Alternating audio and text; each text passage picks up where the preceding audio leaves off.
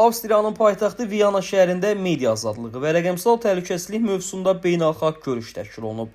ATƏT tərəfindən keçirilən görüşdə müxtəlif ölkələrdən jurnalistlər, media rəhbərləri və beynəlxalq təşkilatların nümayəndələri iştirak ediblər.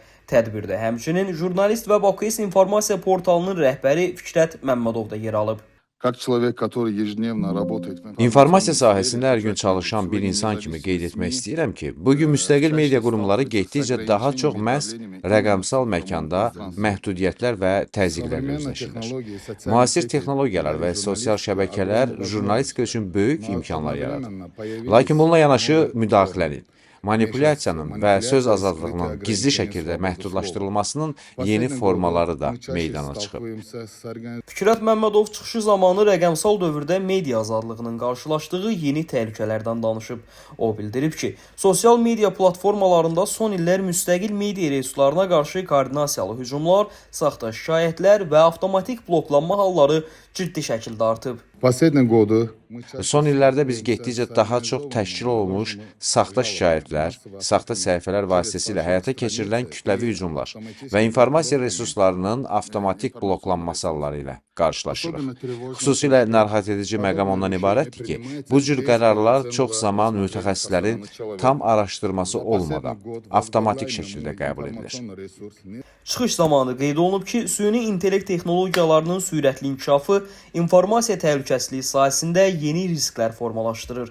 Fikrət Məmmədov vurğulayıb ki, artıq saxta görüntülər və manipulyativ videolar vasitəsilə cəmiyyətin fikrinə təsir göstərmək, insanların nüfuzuna zərbə vurmaq və ictimai rəyi yanlış istiqamətləndirmək daha da asanlaşıb.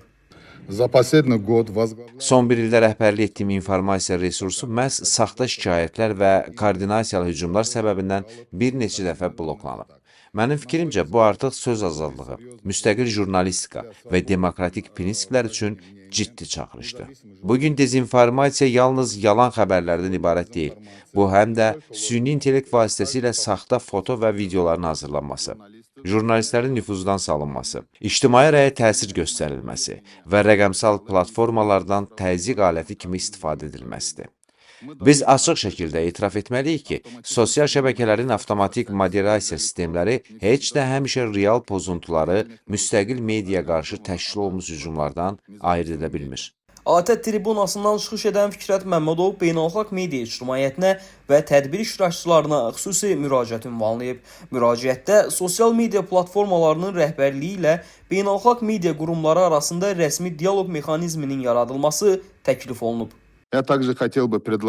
Bununla bağlı mən müstəqil media qurumları adından ən böyük sosial platformalar, o cümlədən Meta platforması və digər sosial şəbəkələrin rəhbərliklərinə birgə müraciətin hazırlanmasını təklif etmək istərdim.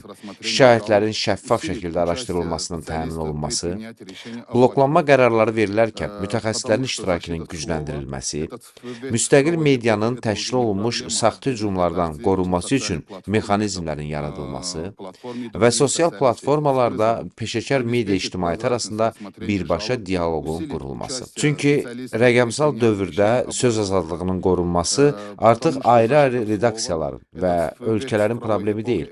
Bu, beynəlxalq ictimaiyyətin ümumi məsuliyyətidir. Diqqətinizə görə təşəkkür edirəm.